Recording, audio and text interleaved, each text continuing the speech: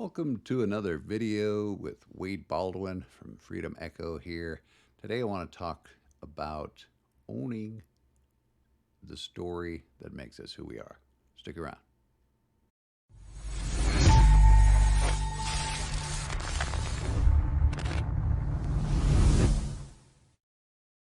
All right, thanks for joining me. And as I mentioned, I want to talk about owning my story and what that means to me, but hopefully will help anyone else out there that wants or is struggling with owning their story.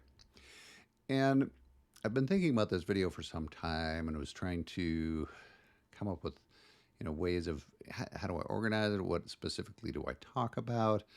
And I wrote a good number of things out, but nothing really clicked. So it was more, hey, you know what? I'm just going to get in front of the camera and I'm going to talk about, a little bit of what it means to me to own my story. Some of my story is probably going to come out in that. And I just hope it's beneficial and someone out there gets something out of it. So you may see a question mark here. I usually try and incorporate some sort of writing message on the board. Big question mark here with just a couple of words. But if you haven't seen any other of my other videos, I'll try and make, I guess, some of my story brief. But what does it mean to own my story?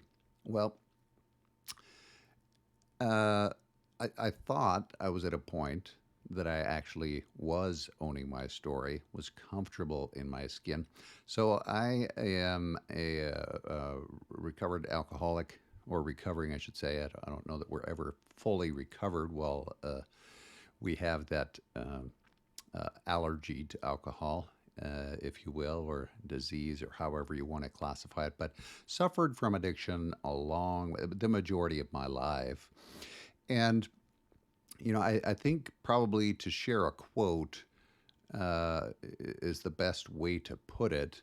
And it's not about the last part of the quote, although that's very impactful to me just because I have been inspired by so many others and their story. But the quote is, "Don't be ashamed of your story, it will inspire others." And anyone who's ever suffered from addiction can recognize and is probably very familiar with the word shame or feeling ashamed or just, I guess to sum it up, I was so uncomfortable in my own skin that I was self medicating. I was self medicating to manage my emotions, to you know, avoid emotions, to avoid things. It's it's ludicrous once getting sober and looking back at all the things and silliness and I mean downright dumb things as an addict I would do. But at the same token, there is no logic behind it because when you're in the throes of addiction, and as it's probably similar with other substances, but from an alcohol perspective, it takes you to the reptile brain, which is fight or flight. The limbic, or excuse me, the frontal lobe part of the brain actually shuts down. And so the ability to think logically and make really, any type of good decision at that point is removed. um, but back to the topic, sharing, owning my story, and why I thought I was to that point was, I was comfortable in, other addict groups, in my AA group, in sharing and telling about me, but that was with people that relate, and we have something incredible in common. But I was still leery about telling other people outside of those groups, and what are people going to think of me, or is that going to um, impact me somehow at work, or in social circles, and it's kind of silly because if it does, then that's not on me, that's on them. And I've suffered my entire life of trying to please others and fearing what other people think. I've come leaps and bounds in improving and getting better in that area, but it's funny that it's still there. I get sober, try and own my story, and then, oh, well, uh, I'll own it in certain situations. So the point back here with the question mark is, who am I? And what is that story? And, all of our experiences make us who we are. And if we're not comfortable where we are or who we are with who we are, then it requires a change. And the beauty about getting sober for me was I, well, it was scary as hell, but because I didn't know who I was without alcohol.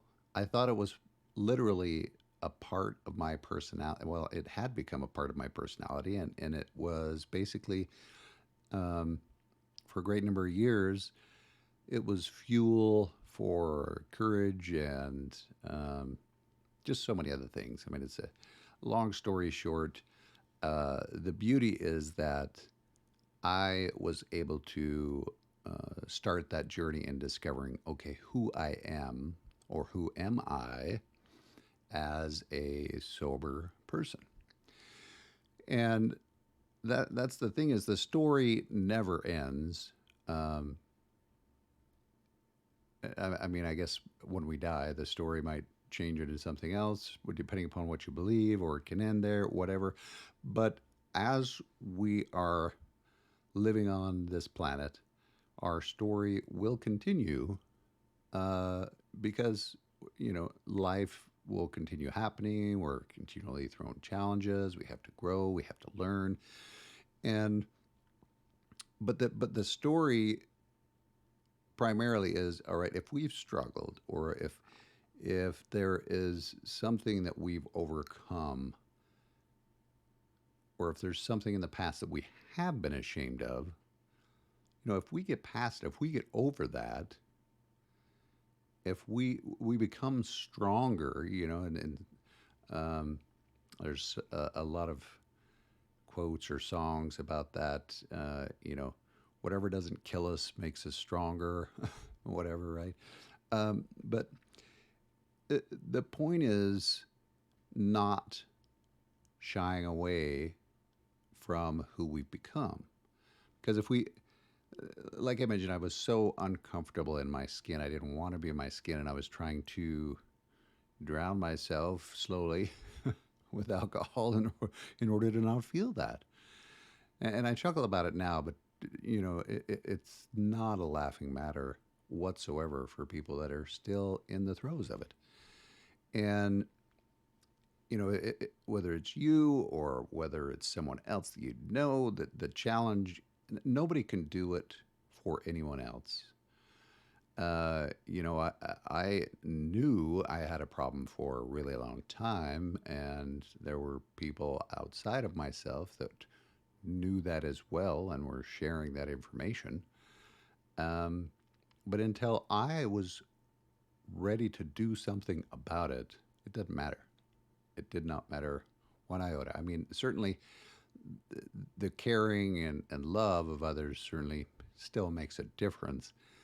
It just doesn't get us to that place to where, okay, I can now make this change uh,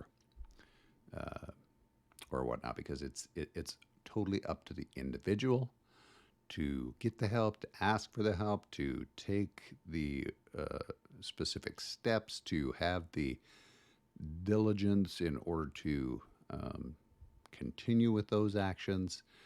And I don't know that the biggest part for me in recognizing now that I truly own my story, and is that until I was able to shed that fear of sharing it in external real life situations and communities and not around other recovering addicts, if you will.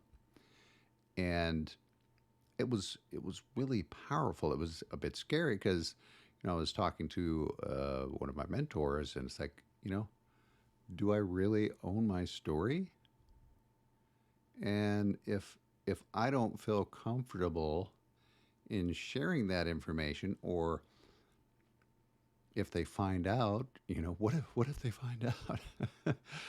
uh, then no, no, I was not fully and 100% owning my story up until that point. And it's so powerful when we can reach. Well, when it was powerful for me, it was so powerful. I can't speak for other people, so I apologize. I often try and reference as we, or but it was so powerful for me when I recognized that it was moving to the next level, if you will, because I was sober, I was comfortable, I'm happy, I'm even happier now, and it keeps getting better. I can be there for my kids, I can be there for my wife, my family, and those around me, and those that I do work for can actually count on me. Where before, for the longest time, I was what they call a, I guess, functional alcoholic, but you know, you're only functional in certain aspects of your life. It's like, oh, I held down a job. Oh, I could pay my bills. But, was I really a truly reliable or honest person, I guess? The lies that I would tell, just stupid silliness, just surrounding my drinking were atrocious. And here I was thinking I was getting away with it. And oh, anyway, uh, probably lots of stories for for other videos. I hope this makes sense because I really am speaking to people that ha- have. Well, I'm speaking to anyone, I guess, right? Because I hope that my story inspires others, but that's not the point. I want to try and help other people own their story because while I thought I was owning it up to a point, there was still that little bit of, all right, it's holding me back from truly becoming who I can be, want to be. Um, you know, uh, I want to give back. I mean, as I mentioned, there's so many people that and stories that have inspired me, and especially in helping me get to where I am from a sobriety standpoint, but also just from a livelihood standpoint. Um, because just sobriety does not quant, equal to happiness. And I think there's a big difference there because, um, there was a number of years that I was a dry drunk. And if you don't know what that is, it's basically I wasn't consuming alcohol, but my addictive behaviors and attitudes and just my brain, it was still coming out in other ways. Uh, it, Bottom line was, a lot of unhappiness was still there. Um, if you know anyone who's struggling, if you are struggling, if there's just part of your story you're not sure about, um, if you're afraid to talk to others about it, reach out. If you want to talk to me about it, I'm totally open to that. Shoot me a message, write something in the comments on this video, anything, and I'll try and include some links as well that will hopefully be useful resources in the description of the video, because it's not easy, but it's so worth it. Thanks for watching, and if you haven't yet, please subscribe to my channel, and don't forget to hit the bell so you get notified when I share new content. Thanks.